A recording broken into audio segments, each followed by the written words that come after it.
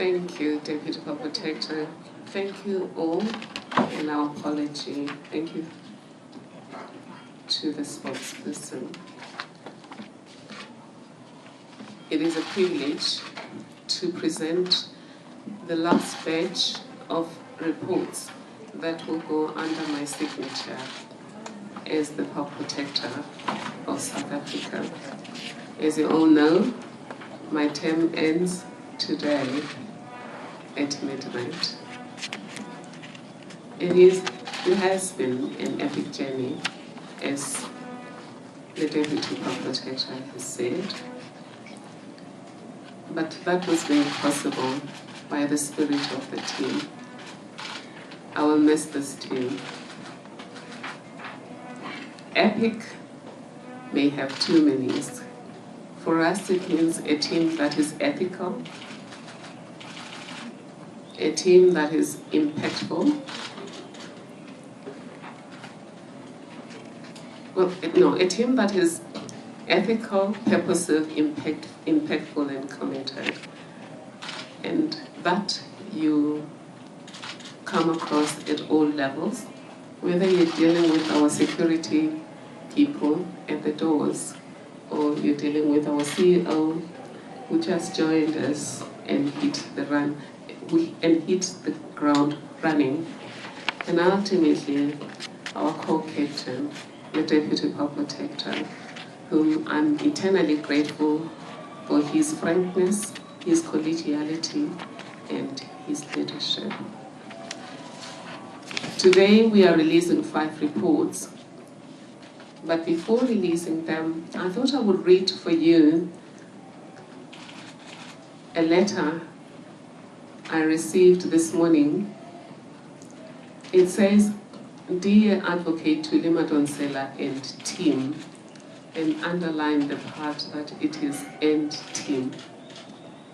I'm writing this letter to show my family's appreciation and gratitude for the many men and women who have committed themselves to serving us as citizens when we lay complaints with your office. On and around 2012, we wrote to your office requesting help after almost going everywhere and being ignored regarding our hijacked buildings. Your office ruled on 18/12/2014 on a life-changing report titled "Broken Promises." Although the city has not completed the implementation of the remedial action, our lives have changed and we are on our way to good recovery, with already a B&B business opening soon in KwaZulu-Natal. We would like to thank you and the entire team for work well done. We hope to resume our shoe business again soon upon finalizing with the city on this matter. We pray that many more South Africans that come to your office may receive satisfying results like we did, and pray that God may reward you, all of you, with wisdom, health, and prosperity. In closing, we pray that you may continue to be a blessing, not only to us, but to many people in whatever you do for the rest of your lives. As you can see, this letter is written to all of us at the Health Protector South Africa. And we've always said that we make the impact we make purely because of our purposeful approach to the work and our commitment. It doesn't mean we don't drop any balls, but if it ever happens, it's because you're human. It's not because we don't care. It's not because we don't know that our job is to protect the public from improper conduct. in the exercise of state power and control of our public resources. The first report I'm releasing today is titled Collateral Damage. It is a report about a whistleblower. She was the CEO or Chief Executive Officer of the Estate Agency Affairs Board. She was suspended and eventually fired after she started investigating what she thought was improper conduct by some of the estate agencies. It turned out that at the time, one of the affected parties was a member of the board and later was an ex-board member. She was never given any warning. She was never given a disciplinary hearing. She was fired just like that. When we investigated this matter, we asked ourselves whether the board was properly constituted. Secondly, whether the board improperly suspended the complainant. Thirdly, whether the complainant was improperly dismissed. And fourthly, whether the complainant's dismissal was on the instructions of the Minister of Trade and Industry as alleged by her. And lastly, whether the board victimized the complainant for pursuing and uncovering abuse of funds by estate agents. The findings are, on the first one, I find that the board was not properly constituted. On the second one, I find that the EAA board improperly suspended the complainant.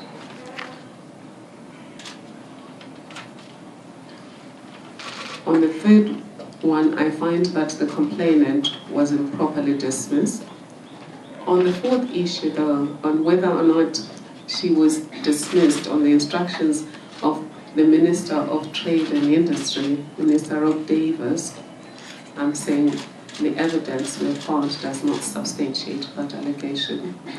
And on the last one, on whether the board victimized the complainant for pursuing and uncovering abuse of funds by estate agents, my finding is that the complaint is justified. Because she was eventually paid out, I have not requested that she be reinstated. I have made 2 orders regarding remedial action. The first one is an apology to the complainant for the terrible way in which she was treated. And the second one is that the system must be fixed in terms of how complaints are handled and how whistleblowers are handled. Incidentally, as a Public Protector South Africa, we have picked up over the years that we really need to do something about whistleblower protection. Just starting from educating people about the role of whistleblowers and the requirement of the Protected Disclosures Act. And lastly, that consideration be given to amending the Act. The second report is called Unreasonable Accommodation. It is really a brief report about somebody who was employed by the University of Pretoria and eventually complained that there was undue delay in the processing and submission of her application for ill health retirement.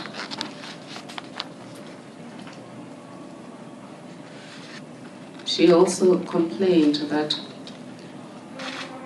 the university had unfairly refused to approve her application for paid sick leave, and that the university improperly discontinued its contribution towards the complainant's provident fund. I also investigated whether the university was wrong in confirming the complainant's date of ill health retirement as 8 February 2008. and whether the university lastly failed to ensure that she received the benefits owed to her, and lastly, if she suffered prejudice.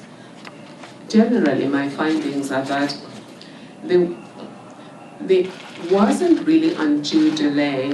It is the manner in which the university processed the request, in that they kept extending additional benefits that were not supported by policy to the complainant, and in the end created some kind of expectation.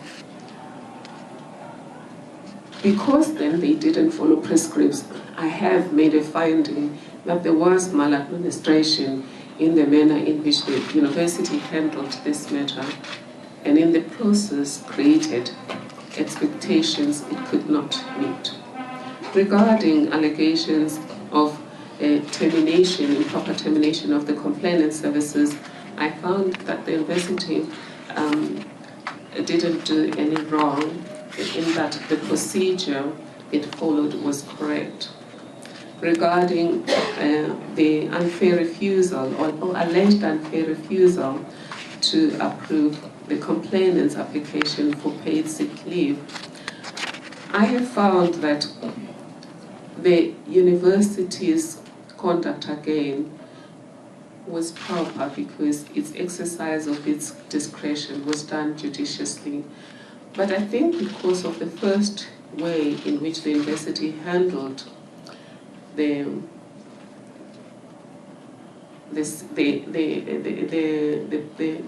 complainant's case, there was a lot of distrust that was created.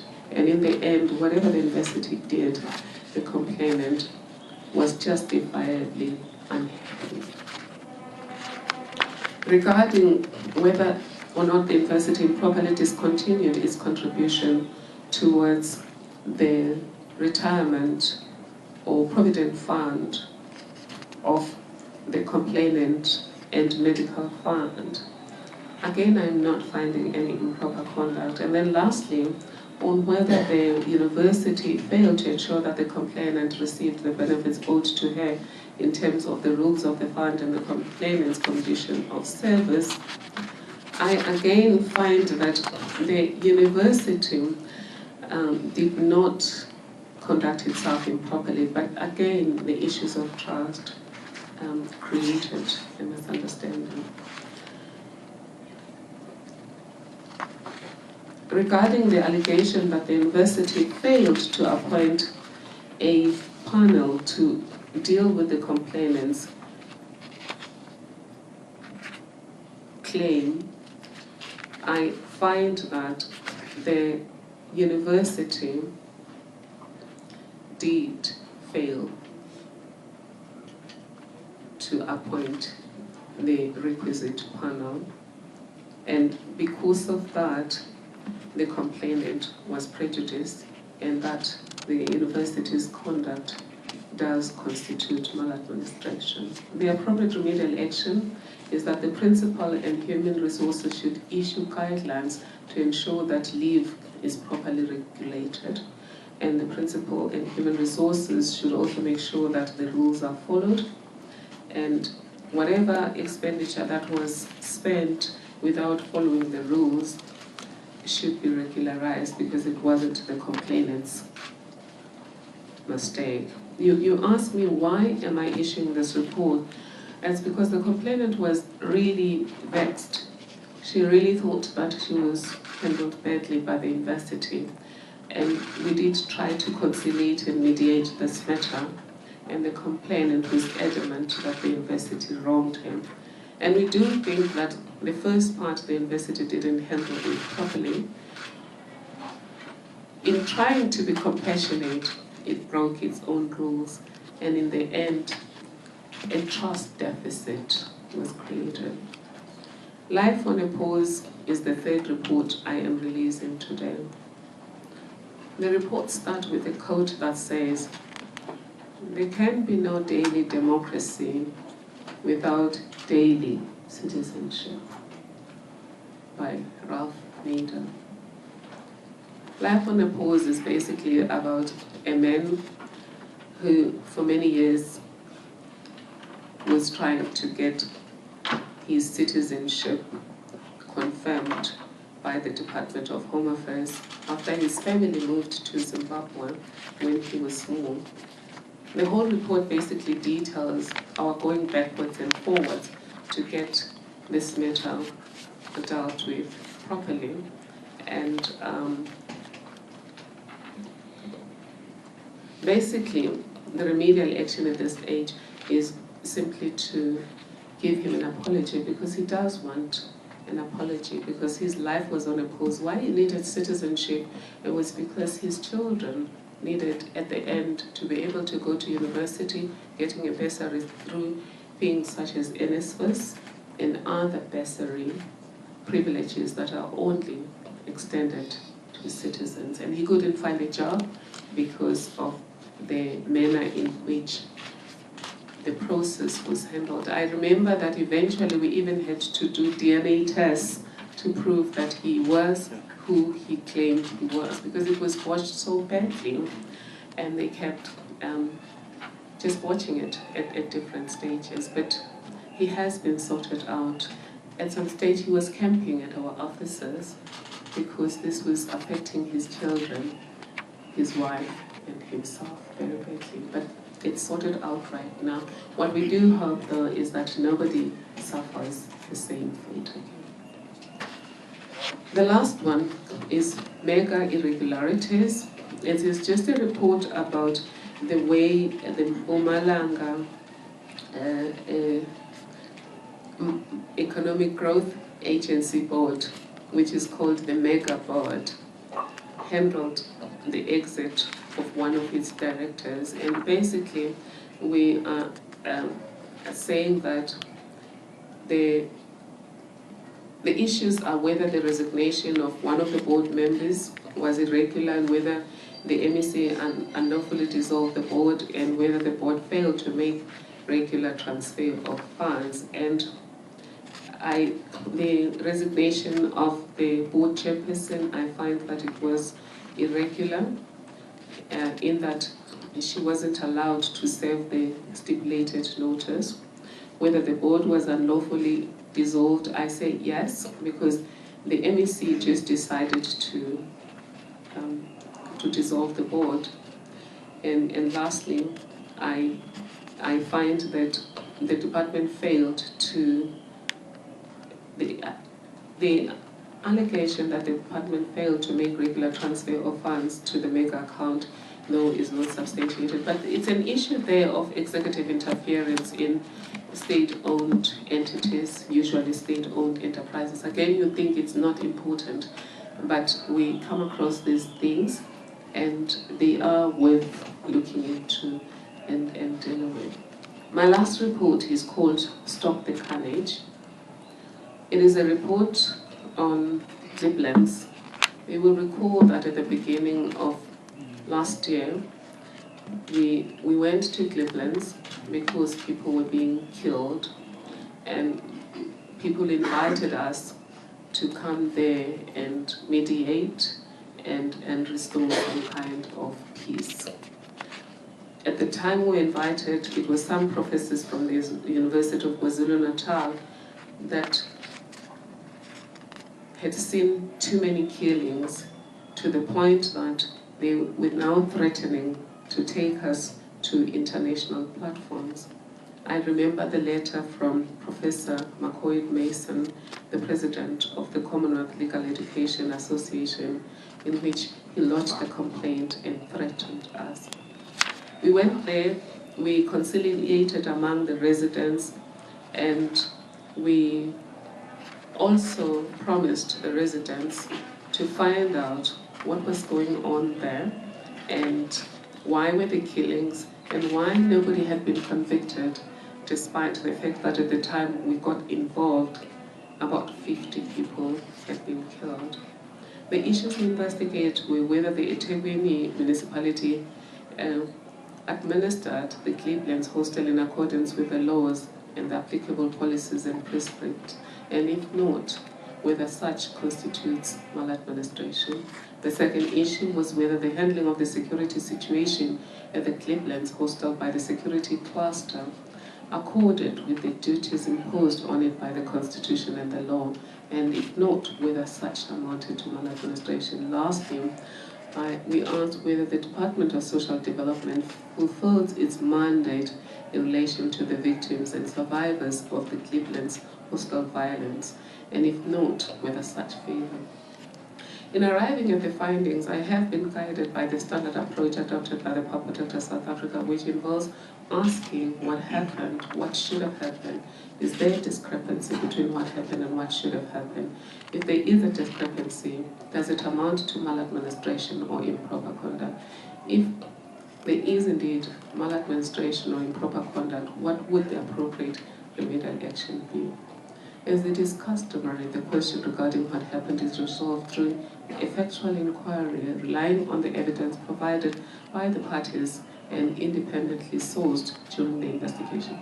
In this particular case, the effectual inquiry focused on whether and to what extent the relevant state institutions fulfilled the responsibilities in ensuring that normalcy was restored to the Cleveland's hostel. The question regarding what should have happened focused on the law and the rules that regulate the standard that should have been upheld by the state institutions to prevent maladministration and prejudice.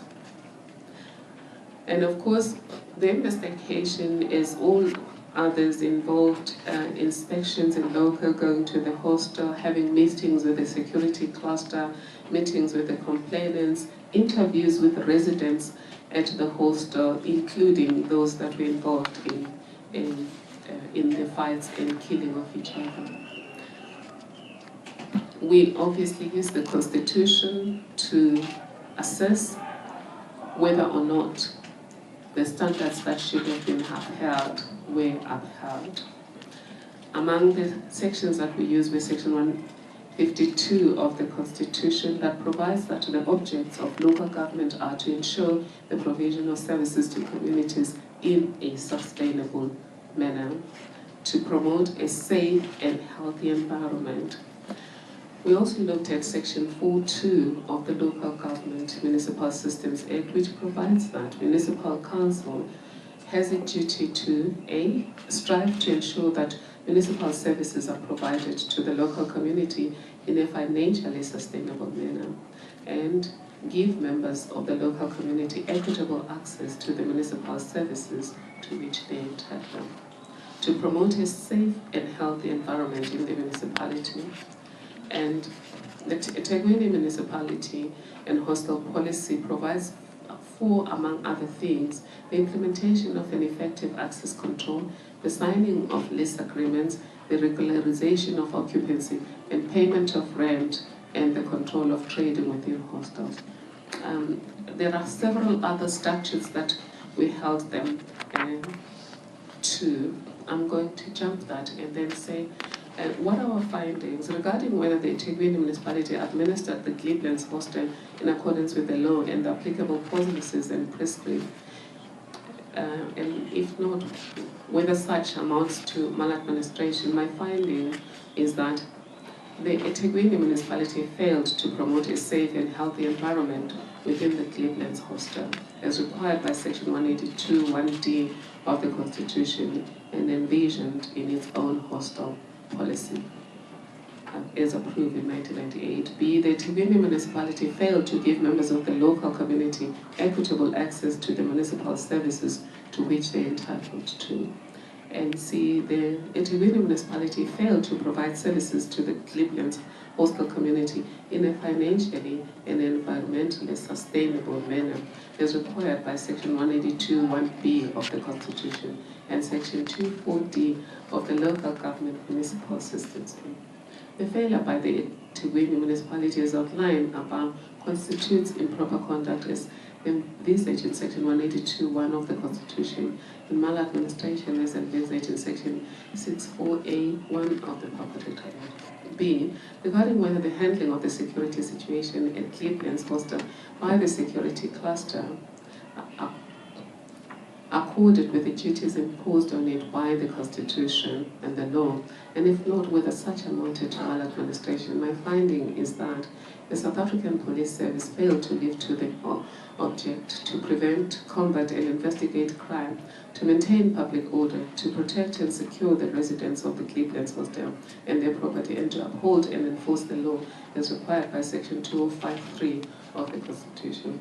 The South African Police Service failed to uphold the rights of the Cleveland's residents to be free from all forms of violence as enshrined in Section 12(1)(c) of the Constitution. C. The failure by the South African Police Service, as outlined above, constitutes improper conduct as envisaged in Section 182(1) of the Constitution, and maladministration as envisaged in Section 64(a)(1) of the Public Title. The eThekwini Metropolitan Police Service failed in its role to prevent crime at the hostel as required by Section 64(e) of the South African Police Service Act of 1995, and that failure constitutes improper conduct as envisaged in Section 182(1) of the Constitution, and maladministration as envisaged in Section 64(a)(1) of the Public Title. Lastly, regarding whether the Department of Social Development fulfilled its mandate in relation to the victims and survivors of the Cleveland's hostile violence, and if not, whether such failure amounted to maladministration. My finding is that the Department of Social Development failed to fulfill its responsibility to the victims of the Cleveland's hostile violence as required by Section 27(1)(c) of the Constitution, and this is contrary to its policy on social relief of distress. The failure by the Department of Social Development, as outlined above, constitutes improper conduct as envisaged in Section 182(1) of the Constitution, and maladministration as envisaged in Section 64(a)(1) of the Property Title. The appropriate remedial action I'm taking in pursuit of Section 182(1)(c) of the Constitution, with a view to placing the victims as close as possible to where they would have been had the improper conduct or maladministration not occurred, while addressing systemic administrative deficiencies in the relevant organs of state, is the following. 1. The municipal manager of the eThekwini municipality must take appropriate measures to promote a safe and healthy environment at the Cleveland's hostel, and in this regard ensure A. that a database of the evicted and displaced people is compiled, and that in the event that these people cannot be returned to their allocated rooms, but suitable alternative accommodation is provided to them. B. That access control is implemented as provided for in the hostel policy. And C. That the regularization of residency is implemented as provided for in the hostel policy. 2. The municipal manager of the eThekwini municipality is to ensure that the community of the Cleveland's hostel is allowed equitable access to municipal services to which it is entitled to, and in this regard must ensure A. that refuse is collected and removed on regular basis, B. that infrastructure like damaged water and sewage pipes are repaired timelessly and where necessary replaced, C. that the hostel grounds are adequately maintained with grass veggies trimmed on a regular basis, and D. that lighting both inside and outside the blocks is improved. 3. The municipal manager of eThekwini municipality is to ensure that services to the hostel are provided in a financially and environmentally sustainable manner, and in this regard ensure that the collection of rental is implemented as provided for in the hostel policy, and trading within the hostel premises is controlled as per hostel policy. Finally, the Provincial Commissioner of the South African Police Service is to ensure that the South African Police Service meets its object to prevent, combat, and investigate crime, to maintain public order, and to protect and secure the residents of Cleveland's hostel and their property. And in this regard must A. consider the establishment of a satellite police station within the hostel premises. B. ensure that sufficient numbers of police officers are deployed to do static duties inside the hostel whenever the threat of violence is reported. C. ensure that all reported incidents of police brutality outlined in this report are referred to the IPID, and all other cases of police misconduct are thoroughly investigated. D. Ensure that all serious crimes like murder and illegal evictions are investigated by the police detectives from outside the Umlazi police station in order to address perceptions of partiality. The South African Police Service must take all necessary measures to uphold the rights of the Cleveland's community to be free from all forms of violence, and in that regard, A. Ensure that perpetrators of violence are arrested and brought to book. B. Take all measures necessary to improve the relationship between the local police station and the residents in the hostel. The last remedial measure is that the member of the Executive Council responsible for the social development in KwaZulu-Natal is to ensure A. that the department implements the action plan referred to above, and that the head of department establishes the reasons for the department's failure to fulfill its responsibilities to the victims of Cleveland's hostel timelessly and take appropriate action against officials found to have been responsible for the omission. The provincial head of the IPID must note that the Public Protector will monitor the investigation of the allegations of police torture and killing of Cleveland's hostel residents, and in that regard should provide the Public Protector with a copy of the IPID's final report. Thank you for your interest in our work, and thank you for the journey we've had. Thank you to the leadership of the Public Protector team, the Deputy Public Protector, Advocate Kevin Malunga, the Chief Executive Officer, Louisa Zondo, the Chief of Staff, Mongiko Sidlamini, Spokesperson, Kalalelo Masibi, Heads of Branches, Bona Mukhaladi, Advocate Stoffel Furi, Advocate Ngebe Kanyane, CFO Kennedy Kaposa, and all the staff members of the Public Protector South Africa, including those that are spread in 20 offices across the country. Thank you for your commitment and making sure that we've been able to do all the things that we've been able to do. There are reports where I signed provisional reports today. One of them that I am yet to sign is a report of, it is a report that deals with an investigation that was initiated by Advocate Paul Hoffman, and it is about the so-called CX report, where it was alleged that monies that had been improperly extended to some bank were not recovered by the government, and that such failure to recover may have constituted maladministration or improper conduct. I have investigated. It has been a lengthy investigation which has included interviewing former President Thabo Mbeki, former Governor of the Reserve Bank Chris Stolz, former Governor of the Reserve Bank Tito Mboweni, former head of NIA Benny Masetla, Judge Bertelsmann, Judge Dennis Davis, and many other people. The findings that I have arrived at have been informed by all of these interviews, including an interview with the person who did the CX investigation by the name of Michael Oatley, who I interviewed in London. I will leave the provisional report. It will be sent to the parties, and the incoming Public Protector will, on receipt of responses to Section 79 notices, decide what to do with it. And on the note of the new Public Protector, congratulations to Advocate Vusi Mkhwebane on her appointment as the new Public Protector.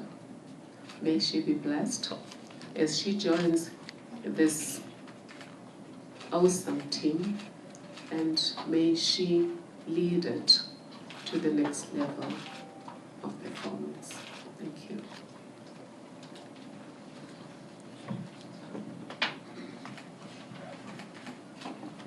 Thank you, Honorable Protector.